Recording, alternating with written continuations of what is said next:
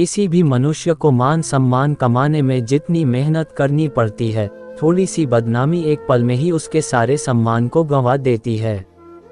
महान बुद्धिजीवी आचार्य चाणक्य अपनी रणनीतियों को लेकर काफी मशहूर हैं।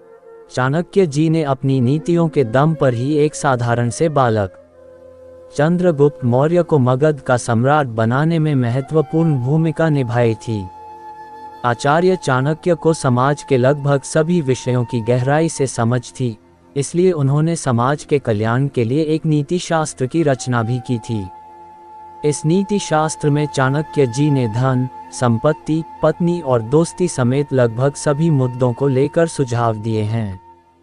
आचार्य चाणक्य के विचार सुनने में भले ही कठिन क्यों ना लगें, लेकिन जो लोग चाणक्य जी की नीतियों को फॉलो करता है, वह अपनी जिंदगी में कभी भी असफल नहीं होता।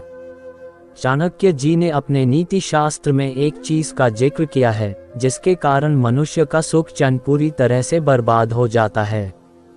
वह चीज है बदनामी का डर। हर मनुष्य मान सम्मान के साथ जीना चाहता है। चाणक्य जी के अनुसार मनुष्य का सबसे बड़ा भय बदनामी होती है। बदनामी का डर मनुष्य को हमेशा परेशान करता रहता है। कुछ लोग तो इस बात को लेकर हमेशा परेशान रहते हैं कि कहीं वह कुछ ऐसा ना कर बैठें जिससे उनकी समाज में बदनामी हो जाए। बदनामी मनुष्य का सुख चैन पूरी तरह से छीन लेती है। चाणक्य जी का मानना था कि किसी भी मनुष्य को मान सम्मान कमाने में जितनी मेहनत करनी पड़ती है, थोड़ी सी बदनामी एक पल में ही उसके सारे सम्मान को गंवा देती है। इसलिए जब किसी भी मनुष्य को बदनामी का भय सताने लगता है, तो उसका सारा सुख चैन छिन जाता है। चाणक्य जी के मुताबिक बदनामी ही ऐसा भय है जो अगर व्यक्ति के सिर पर हावी हो जाए तो समाज भी उससे दूरी बना लेता है। बदनामी के डर से व्यक्ति को मानसिक दबाव तक झेलना पड़ सकता है।